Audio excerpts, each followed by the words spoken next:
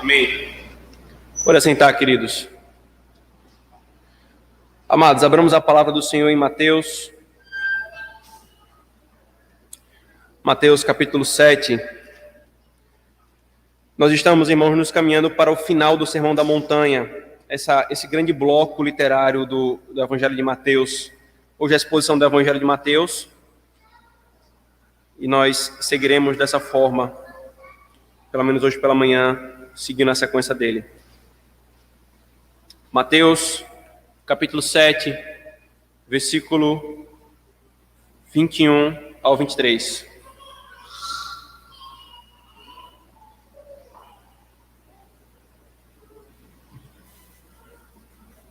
Assim diz a palavra do Senhor, irmãos. Nem todo o que me diz, Senhor, Senhor, entrará no reino dos céus, mas aquele que faz a vontade de meu Pai, que está nos céus. Muitos naquele dia hão de dizer-me, Senhor, Senhor, porventura não temos nós profetizado em teu nome, e em teu nome não expelimos demônios, e em teu nome não fizemos milagres? Então lhes direi explicitamente, nunca vos conheci, apartai-vos de mim, os que praticais a iniquidade. Amém. Amém. Oremos, irmãos, ao Senhor. Senhor, estamos diante de um texto, Senhor, que só de ouvir a sua leitura, nosso coração estremece, Senhor, diante da profundidade do que nos é dito aqui, diante da gravidade dos alertas que nos são passados por esse texto, Senhor. E agora, Senhor, nós o apertaremos, Senhor, como quem aperta uma laranja para tirar o seu suco e bebê-lo, Pai. Agora, Senhor, a tua palavra será exposta, destrinchando, Senhor, o que o Senhor quer para nós nesse texto. Abençoa-nos, Pai. Abençoa-nos. Livra-nos de nós mesmos. E que pelo teu Espírito nós sejamos transformados, Senhor. Livra a Igreja Presbiteriana Manancial, do pastor ao irmão recém-chegado na igreja, a sermos insensíveis, Senhor, à tua palavra. Livra-nos disso, Senhor, e dá-nos sempre proveito dela, Pai. Nós oramos em nome de Cristo. Amém. Queridos, como eu falei, nós estamos já chegando e caminhando para o fim do Sermão da Montanha. O Senhor, ele falou agora há pouco, irmãos, num último momento da narrativa, ou da pregação do grande Sermão da Montanha, sobre dois caminhos. O caminho largo, que leva à morte, e aí nós vimos que muitos passam por ele, e o caminho estreito, que leva à vida, e aí nós vimos que poucos passam por ele, irmãos. E aí em seguida, depois de falar sobre esses dois caminhos, ele passa a falar sobre os falsos profetas, e nós vimos que essas duas coisas estão muito interligadas uma à outra, porque os falsos profetas são um instrumento do Senhor, ou melhor, instrumento de Satanás, para afastar as pessoas do Senhor, para que elas não passem para o caminho largo, para tomar o caminho que será superlotado, o caminho da morte. Agora, irmãos, a situação que o Senhor vai descrever, ela nos leva ao final. Ela nos leva ao final da história, ao final do mundo, ela nos leva ao juízo final. E ele nos apresenta, irmãos, o que será ouvido pelos falsos profetas e pelos que, querendo fingir que trilhavam pelo caminho estreito, na verdade trilhavam um caminho largo. Isso será ouvido, irmãos, por todo falso crente e por todo falso profeta, irmãos. Às vezes a gente quer quando sai um filme, né, a gente quer spoilers do filme, ou quer o trailer para saber o que é que vai ter no filme. O Senhor, irmão, simplesmente nos entrega um dos últimos momentos da consumação da história da humanidade. Uma das últimas palavras que será ouvida na consumação de todas as coisas, irmãos. Ao mesmo tempo, irmãos, que essa instrução, ela está ligada com o que foi falado anterior, porque ele está falando sobre o caminho largo que leva à destruição, os falsos profetas, os falsos crentes, e o que eles vão ouvir em termos de destruição.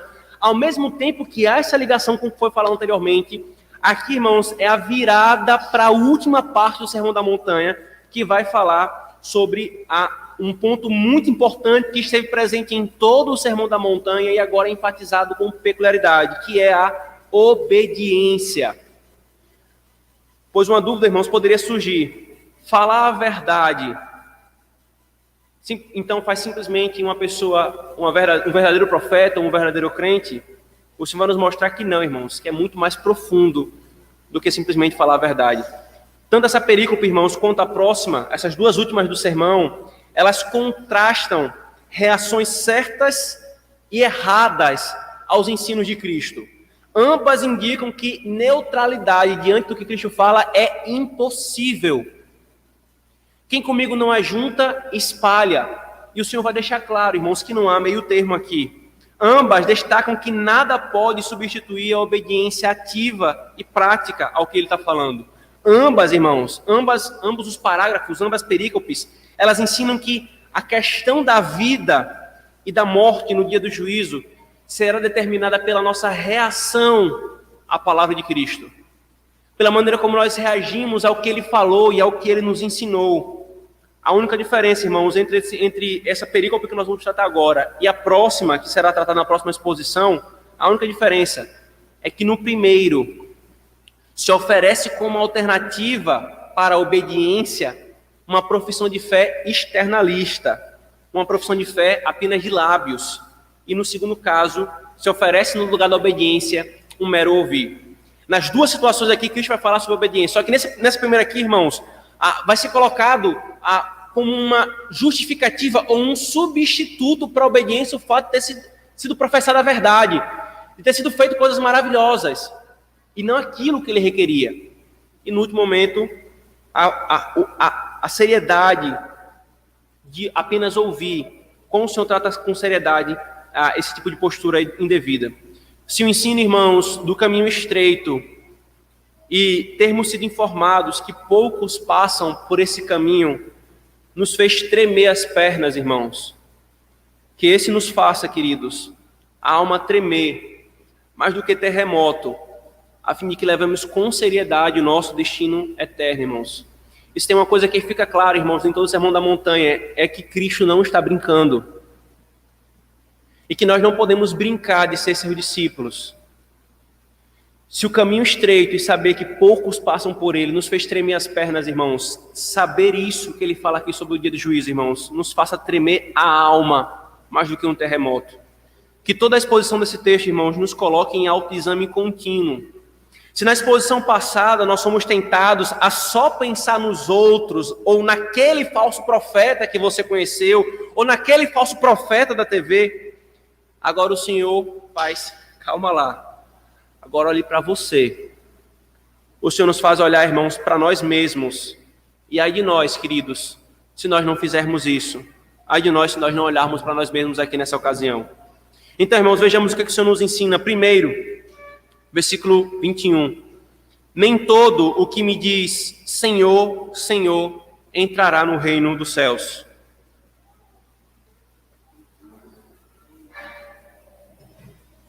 O Senhor Jesus, irmãos, como eu disse, ele nos leva a um lugar e a um momento futuros, mas ele começa tratando de uma realidade presente. Ele começa falando de algo que é hoje. Antes de ele chegar lá no futuro, ele nos remete para hoje. Nem todo o que me diz agora, hoje. O que o Senhor está nos ensinando, irmãos, nessas palavras? Primeiro, nem todos, ele diz. Os que se dizem crentes no Senhor, realmente são crentes no Senhor.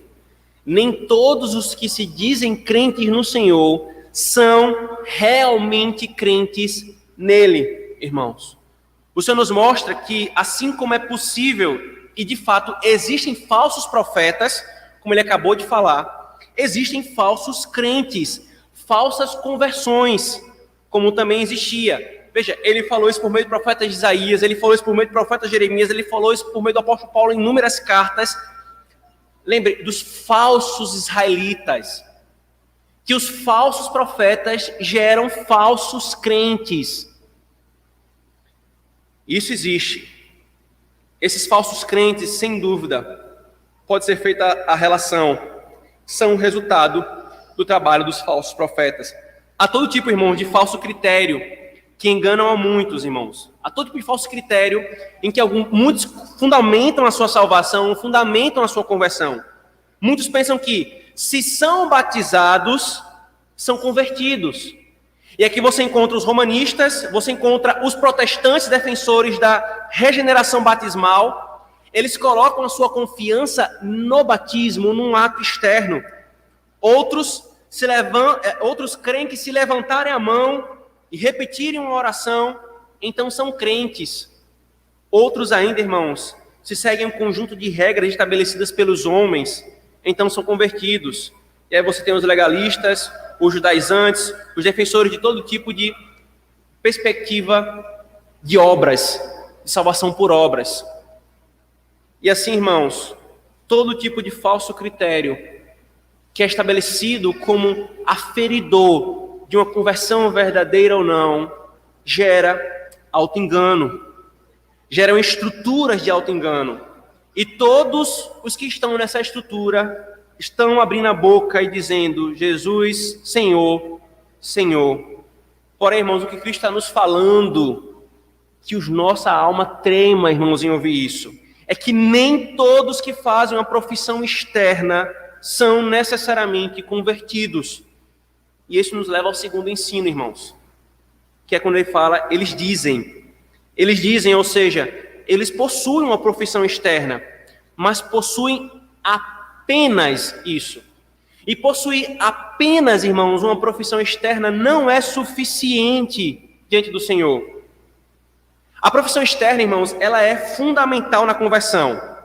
Veja, por favor, a Escritura deixa claro isso. Por exemplo, em Romanos 10, 9, se você não acompanhar, apenas ouça. Se com a tua boca confessares Jesus como Senhor, e no teu coração creres que Deus o ressuscitou dentre os mortos, serás salvo. Então veja que a Escritura não está reprovando a profissão externa, ela requer a profissão externa. Isso também é afirmado em Mateus capítulo 10, versículo 31. Todo aquele que me reconhecer diante dos homens, eu o reconhecerei diante do meu Pai. A profissão externa é importante, é fundamental. Hebreus capítulo 10, versículo 23, o autor fala: não abandonem o Cristo da vossa confissão, da vossa profissão pública. Então, irmãos, é importante deixar claro isso aqui, porque para que não se pense indevidamente sobre o que a Escritura ensina. Porque é comum, irmãos, alguns que não sabem interpretar a Escritura corretamente, eles pegam as reprovações da Escritura ao mau uso de uma coisa e por ignorância hermenêutica sai aplicando a coisa em si. Por exemplo, quão não é comum muitos pegarem as afirmações que o apóstolo Paulo fala contra a lei do Senhor, mas ao uso legalista da lei do Senhor, a tentativa de se justificar pela obediência à lei do Senhor. E aí muitos não entendem que o apóstolo Paulo está se referindo a uma coisa específica e aplica a tudo. E para dizer, os 10 mandamentos não são mais válidos para a igreja. Quantos não olham, por exemplo, para os embates que Cristo teve com relação ao Shabat, com os fariseus, e fala, tá vendo? Cristo desprezou o Shabat, o quarto mandamento. Não, ele estava corrigindo o mau uso do Shabat. Então é comum as pessoas pegarem coisas que a Escritura reprova por seu mau uso, e então aplicarem a coisa como um todo. O Senhor, irmãos, não está reprovando a profissão pública. Ele exige isso.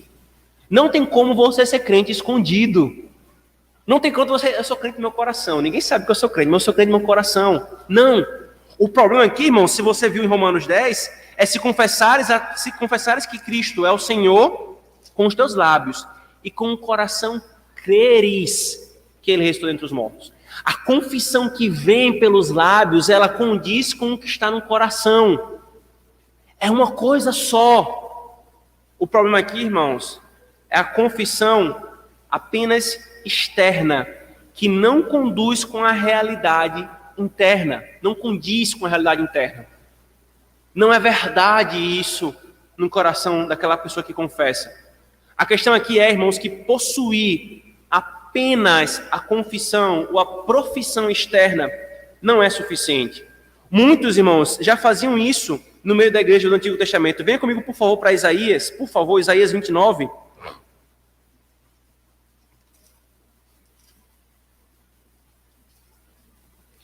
(29, 13).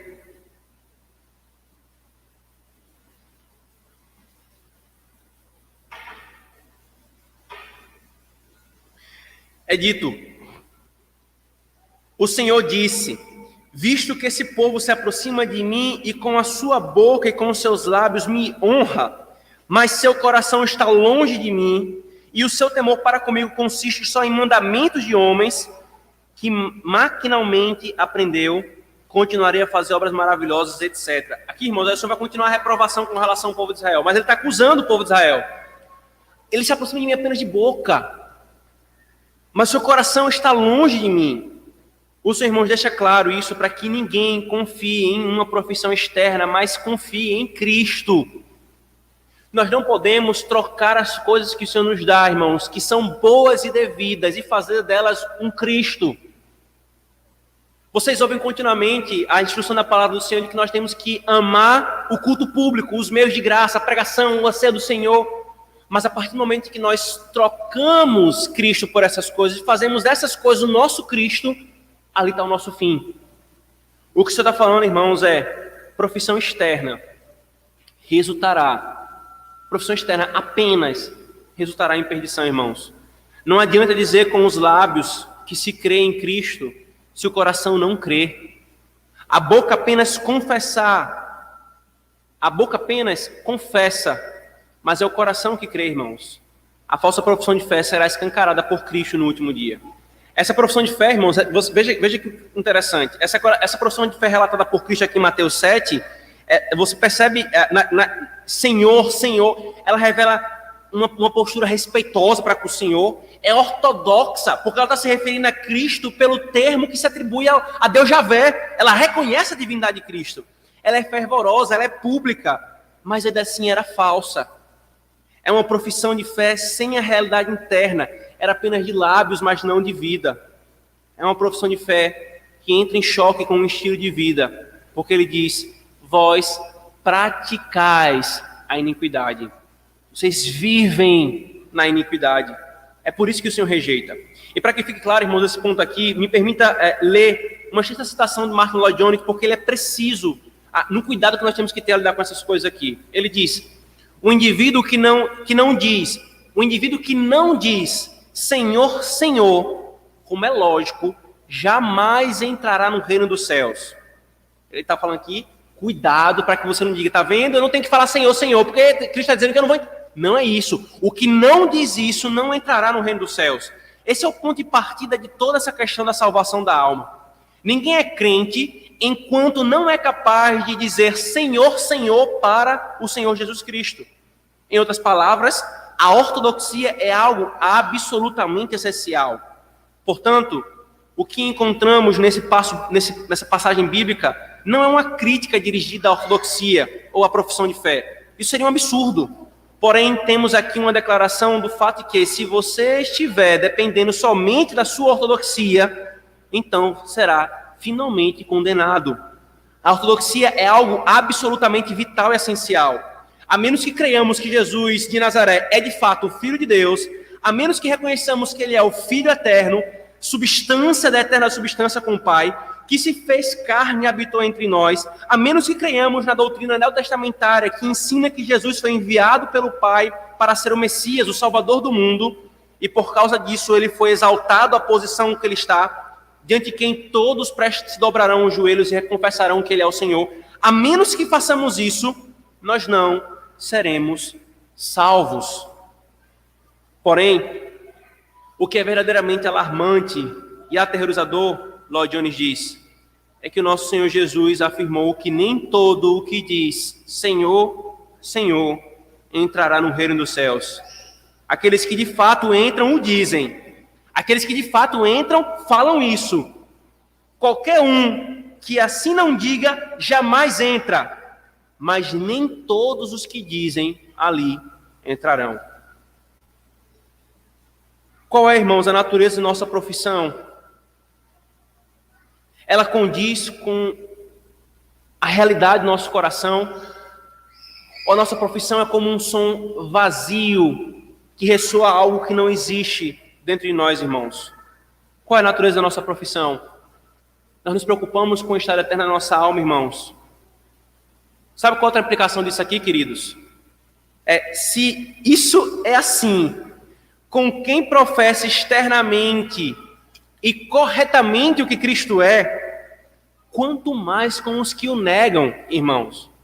Portanto, queridos, paremos de pensar que romanistas, judeus, espíritas, islâmicos que não confessam a Cristo, como revelar na Escritura Sagrada, são cristãos de confissão ou mesmo salvo. Se confessar ortodoxamente, irmãos, ainda coloca uma questão mais profunda. Quanto mais, irmãos, quando há uma gritante negação dele, negação de Cristo. Quando se fala Cristo, mas se coloca Cristo e obras, não há esperança alguma nessa estrutura, irmãos, que é posta. Se é possível ter uma profissão ortodoxa e ainda assim não ser convertido, muito mais é possível não ser convertido se nem possuir tal profissão. A segunda coisa que o Senhor nos ensina, irmãos, está aqui no versículo 22. Muitos naquele dia hão de dizer-me, Senhor, Senhor, etc. Em seguida, queridos, o Senhor avança para o futuro, para a ocasião em que aqueles que confiam em sua profissão externa, ou têm somente isso, se depararão com Cristo na condição de juiz. Como o que ele fala aqui, irmãos, no versículo 22, nós aprendemos o seguinte. Primeiro, ele fala muitos naquele dia. Muitos. Você percebe que há um claro paralelo aqui dos muitos que se apresentarão diante dele nesse dia para os muitos que estão trilhando o caminho largo. Não é sem querer, irmãos. Não é à toa. Ele fala, muitos vão pelo caminho largo. Muitos naquele dia se apresentarão a mim. É para fazer um claro link entre essas duas situações, irmãos. Aqui o Senhor confirma o que ele falou anteriormente. Aqui ele apresenta o final para que fique claro. O caminho largo dos muitos dará nesses muitos que se apresentarão diante do trono de Cristo. Resta alguma dúvida, querido? Aquele que diz qual é o melhor caminho a ser trilhado é aquele que julgará aqueles que amaram e escolheram o pior caminho. E aqui mostra quão terno é o nosso Senhor, irmãos. Quão compassivo é esse juiz. Pacientemente ele falando aos homens, não trilhe o caminho largo, trilhe o caminho estreito. Pacientemente ele dizendo, ouçam o que eu fiz, ouçam a minha voz, ouçam a minha palavra. E os homens desprezam. Esse mesmo que está falando é o que vai se apresentar no último dia como um juiz. E vai dizer, eu falei qual era o caminho que vocês tinham de seguir. É para que não fiquem dúvida, irmãos. Ele fala o final, para que nós não tenhamos dúvida de qual o caminho que nós temos de seguir. Segundo, irmãos, ele nos ensina aqui, em teu nome, eles dirão, fizemos muitos milagres. O Senhor nos ensina, irmãos, que é possível possuir dons extraordinários, fazer prodígios e mesmo assim não ser convertido. Você entendeu o que ele falou aqui, irmãos?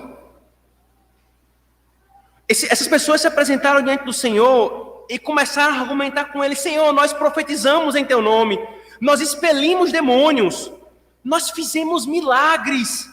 Não, muitos milagres. É possível, irmãos, ter dons extraordinários e ainda assim não ser convertido. Por isso, querido, cuidado com os que colocam ênfase nisso, em detrimento do que realmente é o critério. Cuidado, irmãos, para que você mesmo não faça isso, estabelecendo esse como um critério aferidor do que é verdadeiro. Irmãos, como muitos de cabeça fraca são levados por isso, irmãos. Como muitos se deixam enganar porque aconteceu, porque eu vi, porque eu experimentei.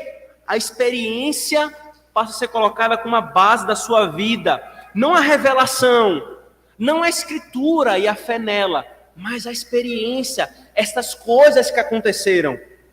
Diante de claras interpretações da palavra, irmãos, muitos contrapõem ela. Você está falando isso, mas eu vi o milagre, mas eu vi que aquele cara fez. Recomeça. Esses irmãos, os que colocam a sua fé sobre essas coisas, e não somente na palavra, serão facilmente enganados pelos ministros de Satanás, que operam milagres, como nós veremos aqui nos próximos textos, irmãos.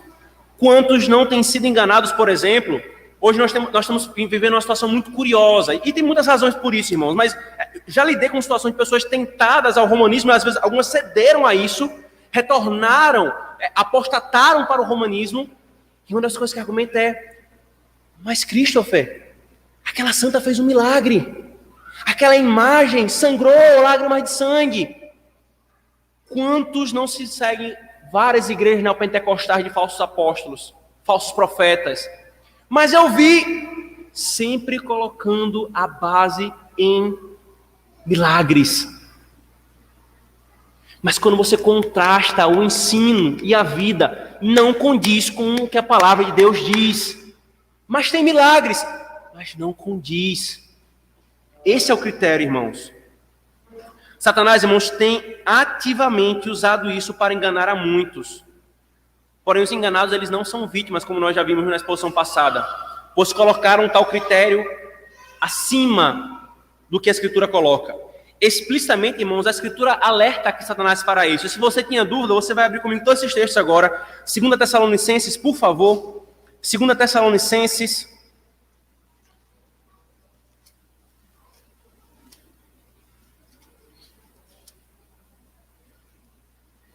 capítulo 2, versículo 9 e 10.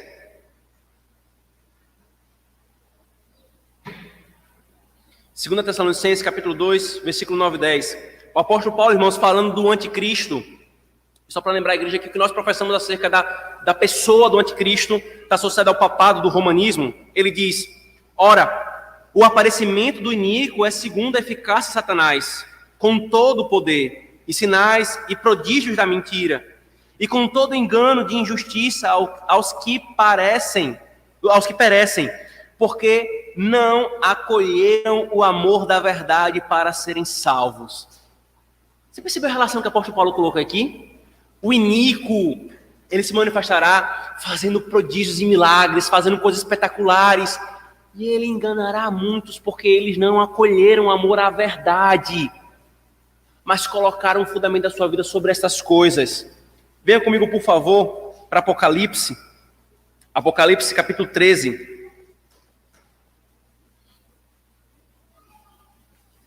Versículo 11 a 14. O apóstolo João diz: vi ainda outra besta emergir da terra. Possuía 2 chifres, parecendo cordeiro, mas falava como dragão. Exerce toda a autoridade da primeira besta na sua presença. Faz com que a terra e os seus habitantes adorem a primeira besta, cuja ferida mortal fora curada. Também opera, veja, este que recebeu a autoridade da besta, opera grandes sinais, de maneira que até o fogo do céu faz descer a terra diante dos homens. Seduz os que habitam sobre a terra por causa dos sinais que lhe foi dado para executar diante da besta, dizendo os que habitam sobre a terra que façam uma imagem à besta, àquela que ferida a espada sobreviveu. Ainda, irmãos, venha comigo para Atos, capítulo 19, por favor. Atos 19, por favor. Versículo 13 a 16. Ah, pastor, mas pode expulsar demônios sem ser de Cristo? Tanto pode contar aqui registrado em Atos. Atos 19, 13 a 16. E alguns judeus, exorcistas ambulantes, tentavam invocar o nome do Senhor Jesus sobre os possessos de espíritos malignos, dizendo: eu conjuro-vos por Jesus a quem Paulo prega. Os que faziam isto eram 7 filhos de um judeu chamado Seva, sumo sacerdote. Mas o espírito maligno lhes respondeu: conheço a Jesus e sei quem é Paulo, mas vós, quem sois? E o possesso do espírito maligno saltou sobre eles, subjugando a todos, e de tal modo prevaleceu contra eles que, desnudos e feridos, fugiram daquela casa. E ainda, irmãos, nós temos em Êxodo capítulo 7, capítulo 8, enquanto o Senhor fazia milagres por meio de Moisés, o cajado se transformando em serpente, os magos do Egito faziam a mesma coisa. É para nos mostrar, irmãos, que é possível sim isso acontecer. É anunciado que os ministros de Satanás fariam isso sim para enganar as pessoas, irmãos. Muitos querem milagres e usam milagres como critérios da presença do Espírito. Mas, primeiro, irmãos, os milagres eles tinham um papel revelacional. Uma vez estando a revelação completa, a operação de milagres como algo corriqueiro e operado pelos homens cessa. Não é, irmãos, que Deus ele não pode mais operar uma cura milagrosa. Não é que ele não pode responder às nossas orações salvando e sarando alguém. Ele pode fazer isso, mas isso é diferente de alguém ter o dom de cura. De eu marcar quarta-feira de cura, vem aqui que vai todo mundo ser curado. São coisas totalmente diferentes, irmãos. Essa estrutura, ela cessou. Eles foram sinal da entrega da revelação. Uma vez entregue, o critério não é os sinais. Quando a revelação está completa, o critério não é prodígios. É o ensino fiel à palavra e uma vida que resulta desse ensino. E mesmo durante o processo de entrega, irmãos, da revelação, o Senhor alerta sobre isso. Nós lemos no domingo passado, Deuteronômio 13, com relação aos falsos profetas, que faziam prodígios, mas dizia, vamos, sigamos os falsos deuses. Ou como o Senhor fala no profeta Isaías, capítulo 8, versículo 20, se os profetas não falarem segundo a palavra, que sejam mortos. Para que fique claro que o critério é, irmãos, a Escritura. A ênfase, então, no Novo Testamento, para a presença da obra do Espírito é essa, irmãos. É verdade no ensino e na profissão, e verdade na vida, santidade. Segundo, irmãos, aos que colocam os milagres como fundamento do seu critério, se é verdadeiro ou não. Jesus não é um milagreiro, queridos.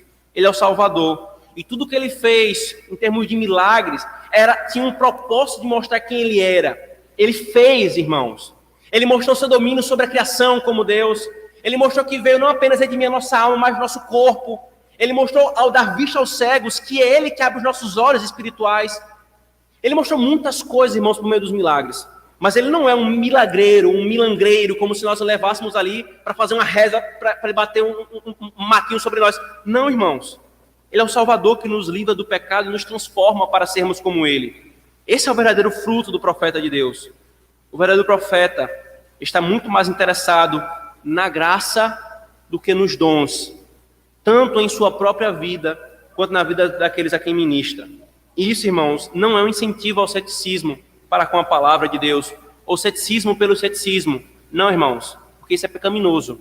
Mas é o estabelecimento de critérios corretos, com a ênfase corretas para nós julgarmos corretamente.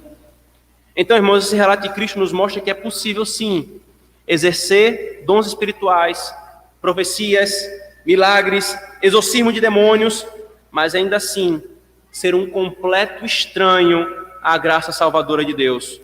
Os feitos surpreendentes, irmãos, que os homens podem realizar em público não são indicadores seguros da posição em que se encontram perante o julgamento de Cristo, no tribunal de Cristo, irmãos. Por exemplo, não há dúvida que Judas estava entre os que operaram sinais lá em Mateus capítulo 10, lembra? Quando o Senhor mandou 72 dos seus discípulos de 2 em 2, eles voltaram exultando, Senhor, os demônios nos acatam a voz. Nós falamos o teu nome e eles saem correndo. Nós operamos milagres e sinais. Não se alegrem por isso, mas se alegrem porque o nome de vocês está escrito no céu. A base da sua alegria e exultação não é poder operar sinais, é a minha obra de salvação. Será que Judas não estava no meio desses que operaram? Mas explicitamente o Senhor fala, ele se perdeu, porque ele não era meu. Terceiro, irmãos, Cristo fala, naquele dia. Quando ele fala naquele dia, irmãos, estas palavras dão a certeza de que haverá um último dia, um dia de prestação de contas, queridos, um dia de juízo. Não há como fugir dele, irmãos. Todos nós estamos caminhando para ele. Não apenas o dia existirá como um fato histórico, mas também quem seguir a estrada larga se deparará com esse trono de juiz. E é o que leva ao quarto ensino. Quarto, hão de dizer-me, como réus aqui, irmãos, o que nos chama a atenção, vem por favor aqui para Mateus 7, é que muitos naquele dia hão de dizer-me, Senhor, Senhor, porventura não temos profetizado em teu nome, não temos expelido demônios, etc. Aqui, irmãos, a estrutura que o Senhor nos apresenta é como réus tentando se excusar com argumentos infundados contra o juiz que será o Senhor Jesus. Chega a ser ridículo, irmãos, a cena. Chega a ser ridícula. O Senhor está nos mostrando, irmãos, que ele foi um cordeiro manso, ultrajado, humilhado, mas que julgará como um rei todo-poderoso, vitorioso. Hoje o desprezam e viram a face para ele. Hoje o nome dele é falado e as pessoas menosprezam. Mas no último dia não vai ter como voltar ao face. No último dia todos os olhos hão de olhar nos olhos que queimam como chama de fogo e que sondam o nosso coração, irmãos. Os ímpios tremerão, os falsos crentes terão suas máscaras derretidas como o fogo da santidade dele. E ele alertou isso nos evangelhos. Recorrentemente ele falou isso nos evangelhos para que todos entendam. Ele é o Salvador. Na sua primeira vinda ele veio como Salvador. Ele veio mostrar a sua graça, a sua bondade, a sua benevolência, como um rei que foi traído, mas ainda assim é misericordioso, cumprindo em si mesmo a sua justiça. Ora, irmãos, se pecar contra a lei é uma coisa grave, muito mais grave é pecar contra a graça. E para que fique claro, nos evangelhos, não foi só os apóstolos que falaram isso não, na boca dele mesmo ele falou que haverá um dia em que ele julgará o mundo. Eu não vim para julgar o mundo, ele fala, está se referindo à sua primeira obra. Eu vim para salvar, mas vai haver um dia em que eu não vou vir como um cordeiro manso, humilde, humilhado, ultrajado, pisado. Eu vou vir como o que eu sou, o rei glorioso, supremo, não montado no jumentinho, mas montado num cavaleiro branco, não com os olhos ternos, mas com os olhos em chama de fogo, para executar juízo contra todo aquele que desprezou a minha justiça. O Cristo que proferiu essas palavras, irmãos, será o mesmo que julgará todos diante dele. Nós temos considerado a sua palavra, irmãos. Terceiro, o Senhor nos mostra aqui também, irmãos, indiretamente as marcas do verdadeiro crente, já que ele está fazendo esse contraste com os falsos crentes. Ele fala, obviamente, qual é o verdadeiro crente. Veja o versículo 21.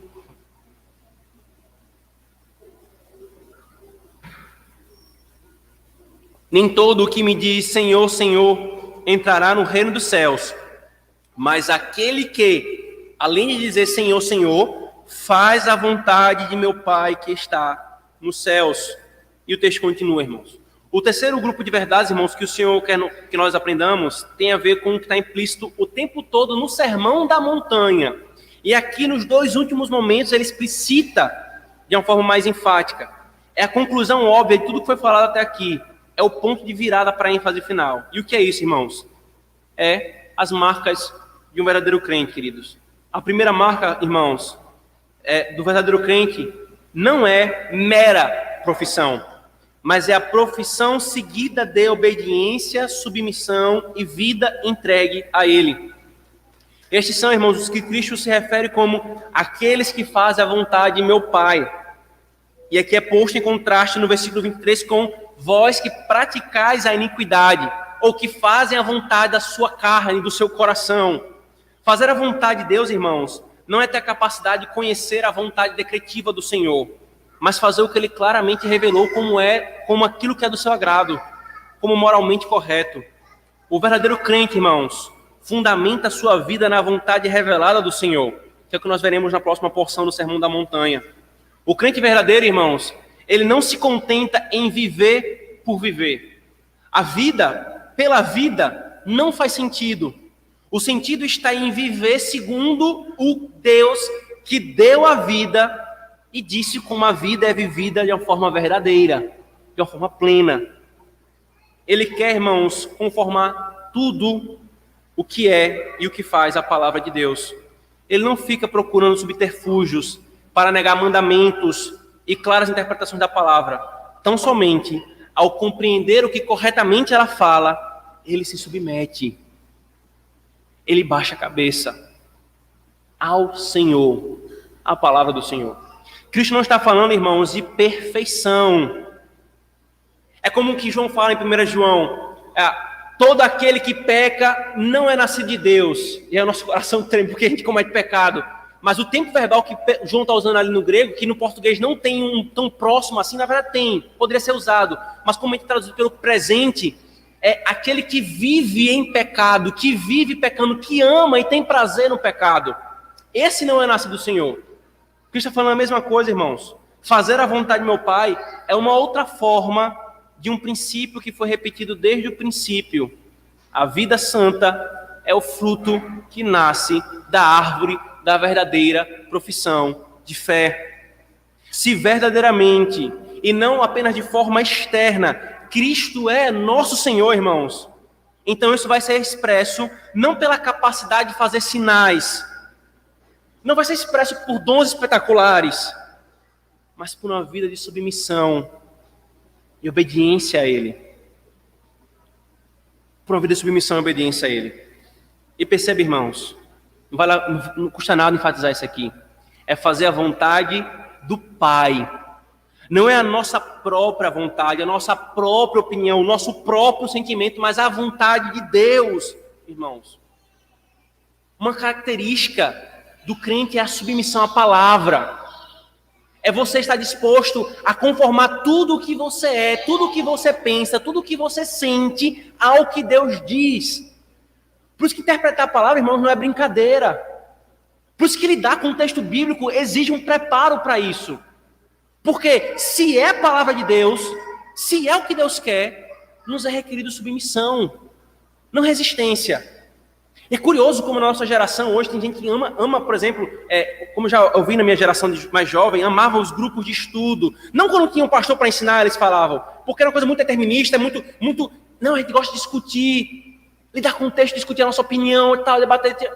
Nós não estamos lidando com a dialética, nós estamos lidando com a palavra do Deus vivo. Submissão a ela ou não submissão a ela, submissão a ela corretamente interpretado ou submissão a um erro, determinará, irmãos, muita coisa, determinará a nossa na eternidade.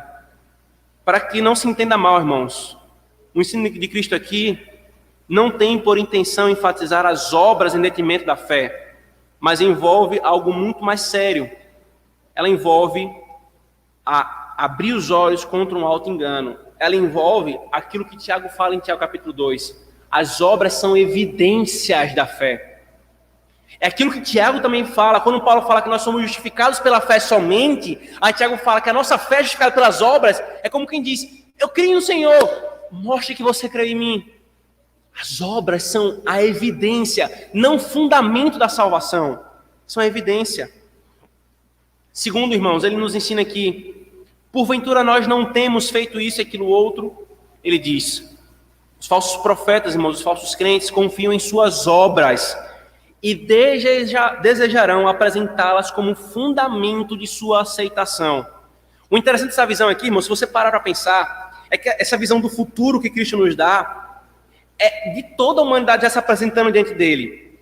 E ao menos os que morreram e não estavam vivos até a sua vinda, já haviam passado pelo inferno. Não se esqueça que a nossa escatologia é essa, irmãos. O homem morre hoje, ele já vai usufruir do benefício da sua crença. Se ele creu em Cristo, ele estará com o Senhor a sua alma estará com o Senhor. Se ele não creu em Cristo, ele já estará no inferno com a sua alma. Mas a eternidade não é em alma. A eternidade não é nós pulando em nuvenzinhas. A eternidade é corpo e alma, irmãos. Corpo restaurado, é por isso que nós professamos a ressurreição dos mortos. E não apenas a igreja que vai ressuscitar. É os ímpios e os piedosos. É os crentes e os não crentes. E curiosamente, então, aqui, irmãos, essa passagem aqui, ela se dá no contexto de pessoas que já haviam vindo do inferno. Alguns que já tinham essa profissão externa e foram para lá. Eles já sabiam qual era o veredito. E por que isso chama atenção, irmãos? Porque quem puxa o diálogo são eles, não Cristo. Se você perceber, muitos naquele dia me dirão. Não é ele que chega puxando, entenda, claro que o Senhor é o juiz, mas há uma imagem aqui deles indo diretamente para o Senhor. E eles começam, porventura. Esse porventura aqui, irmãos, da Ara, não está no grego. No original, não há essa palavra para porventura. Mas a construção do texto em negativas de questionamento é como se eles considerassem um erro que aconteceu. Deve estar havendo algum equívoco aqui, Senhor. Tem algum engano. É como se você fosse fazer um pagamento e você comprou uma coisa que é R$60 e você pagou com uma nota de 100 e deveria vir um troco de 40 e veio de 30. E veio 30, né, o troco. Aí você assim, opa, porventura eu não dei uma nota de 100 e não foi 60 a compra, deveria ser então um troco de 40 e você me deu de 30. Está questionando a decisão. Senhor, aconteceu algum equívoco. Porventura nós não profetizamos em teu nome? Nós não expelimos demônios em teu nome? Nós não operamos muitos milagres? Por que a gente veio de lá? Deve ter acontecido algum erro, Senhor. Eles estão questionando a justiça de Cristo, exigindo do justíssimo e infalível juiz que reconsidere o que eles acham que foi uma injusta decisão, algum erro no meio do caminho. Com isso, então, irmãos, Cristo nos mostra o âmago da questão. Ele vai ao ponto aqui, irmãos. Os falsos crentes, eles confiam em suas obras e desejarão apresentá-las como fundamento de sua aceitação. Eles não apenas confiam, eles vão ter a ousadia de querer apresentar isso como fundamento da sua aceitação. A obediência, irmãos, é a marca da salvação no verdadeiro crente, mas não é a base da salvação. Agarrar-se ao externalismo e às confianças carnais é a marca do falso crente. E eles, até o fim, insistirão nisso. Veja, diante de Cristo, diante do tribunal de Cristo, eles procuram argumentar com ele sobre isso. Senhor, nós fizemos. Muitos irmãos, no fundo, creem que sua salvação é por outras coisas. É por fazer parte de um grupo étnico ou religioso, é por ser descendente disso ou daquilo, é por ser moralmente assim ou assado, é por professar certa tradição teológica correta. Onde quer que você contemple um coração que assim pensa, ali, caso não haja arrependimento, você ouve as vozes ecoando do futuro. Porventura, Senhor, não fizemos. Que o Senhor nos livre, irmãos, de esse tipo de pensamento está hoje em nosso coração. Hoje. Porque se esse pensamento perdurar, nós estamos ouvindo e ouvindo e ouvindo aquilo que será dito no último dia, ao que o Senhor vai repetir: apartai-vos de mim. Ele vai dizer. Ora, irmãos, acaso não é isso que a igreja de Roma ensina? Acaso não é isso que o judaísmo ensina? Acaso não é isso a base de todo pensamento humanista centrado no homem, de toda falsa religião? Você faz, você tem poder, é você que decide o seu futuro, é as suas obras, você tem que cooperar com Cristo, Ele faz a parte, você faz a outra. Essa é a marca de toda falsa religião, irmãos. Um poder colocado sobre o homem, uma cooperação do homem, algo que será requerido dele como verdadeiro peso de valor. Vê-se então, irmãos, que todos os que rejeitam a suficiência de Cristo e querem complementar a obra dele com as suas próprias obras, se excluem da salvação e assinam a sua condenação por meio das suas próprias palavras. Cristo, irmãos, reitera: as obras de pecadores não valem nada diante dele para a justificação. Não foi uma boa obra qualquer, foi milagre. Não foi uma coisinha qualquer, foi expulsão de demônios. Apartai-vos de mim, que eu não vos conheço. A única obra, irmãos, que ele aceita para aceitação é a sua própria obra. Aquele que crê em Cristo e nega a sua justiça própria, que é uma injustiça diante do Senhor, e abraça a única obra que é justa, que é a obra de Cristo, esse é que aceito, não por suas próprias obras, mas pela obra dele. A verdadeira fé, irmãos, resulta em fazer a vontade de meu Pai, Cristo diz. E por último, irmãos, quarto, então eu lhes direi, veja o versículo 23, por favor.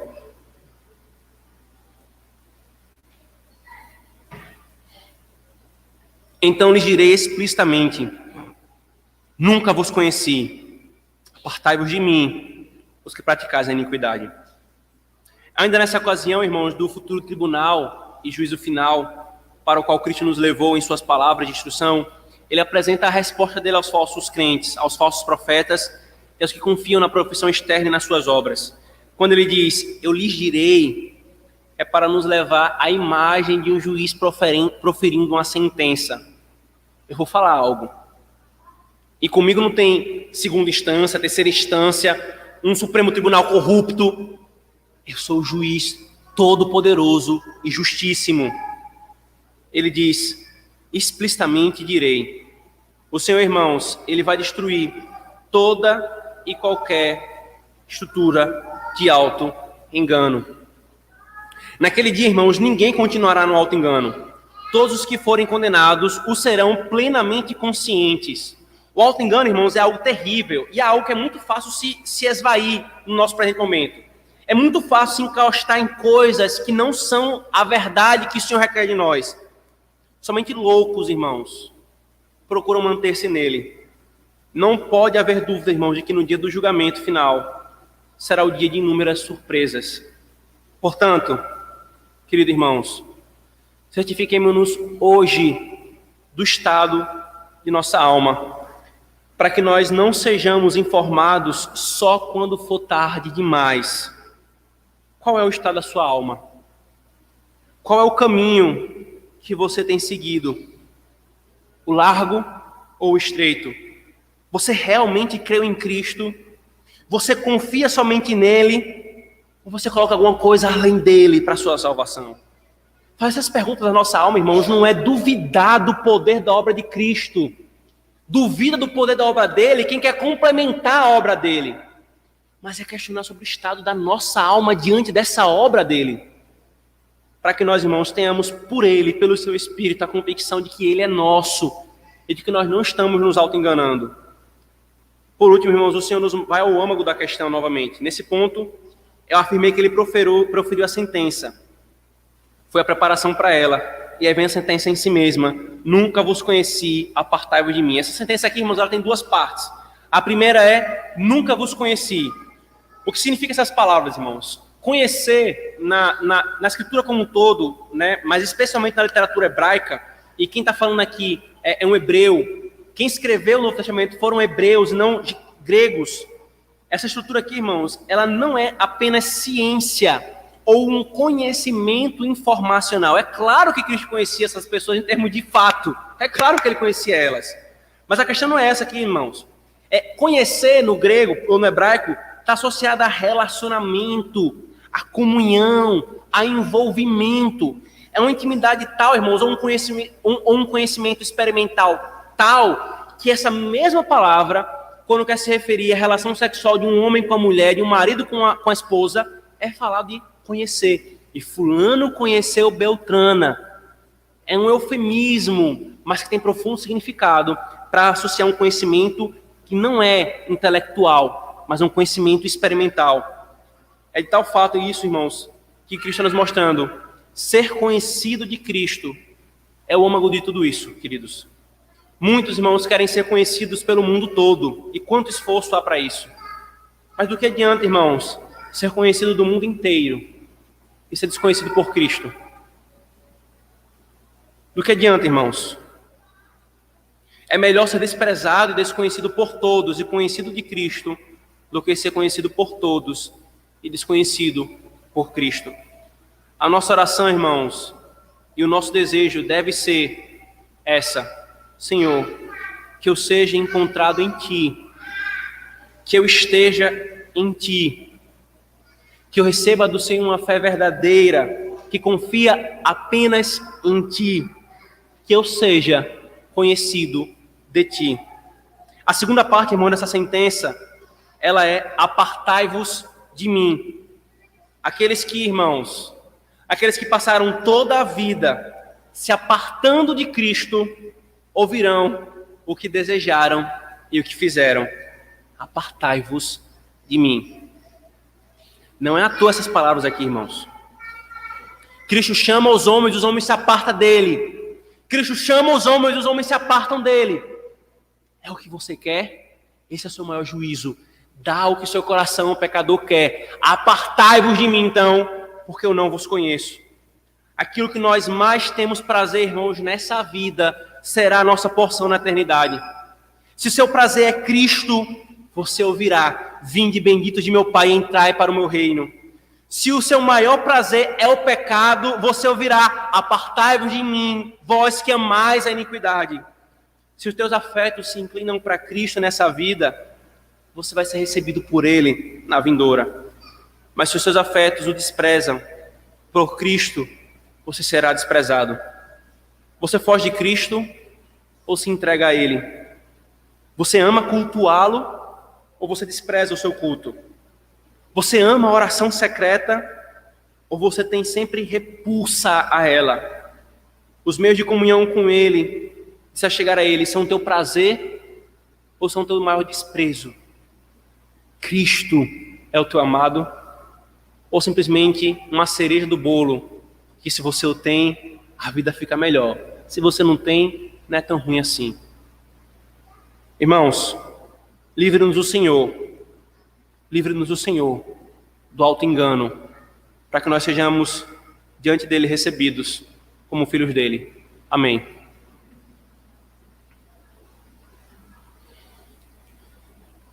Senhor, quão profunda e fortemente ressoam as tuas palavras, Senhor, em nossa alma, como num salão vazio, Senhor. A nossa alma ouvir as tuas palavras ecoam, como num terremoto a nossa alma treme, Senhor. Ora, Senhor, é possível sim sermos reformados, um padrão maduro de fé ortodoxo, estarmos numa igreja piedosa e ainda assim, Senhor, não sermos salvos. É possível ser pastor, ministro do Evangelho. É possível operar milagres, Senhor, e ainda assim não ser convertido. Ó Deus, ouve a nossa oração, Senhor. Livra-nos do auto-engano. Livra-nos, Senhor, de nós confiarmos em coisas externas e alheias a Ti. Livra-nos de fazer aquilo que o Senhor nos deu como algo bom e fazer disso o nosso Cristo, Senhor. Livra-nos, Senhor, do auto-engano e da falsa profissão. Dar-nos, Senhor, a conversão verdadeira, Senhor. Que todos, Senhor, em nossa igreja local, que todos os membros da nossa família, Senhor, que nós mesmos, os nossos filhos, Senhor, do pastor ao irmão recém-chegado na igreja, sejamos convertidos por Ti, Senhor. Dar-nos ver os frutos em nossa vida, Senhor. Livra-nos da angústia, do auto-engano, e de chegarmos diante de Ti e ouvirmos: apartai-vos de mim, porque eu não vos conheço. Que nós não amemos a iniquidade, Senhor, e o pecado, mas amemos a Ti. Opera em nós, Senhor, o que nós não podemos fazer. Em nome de Cristo. Amém.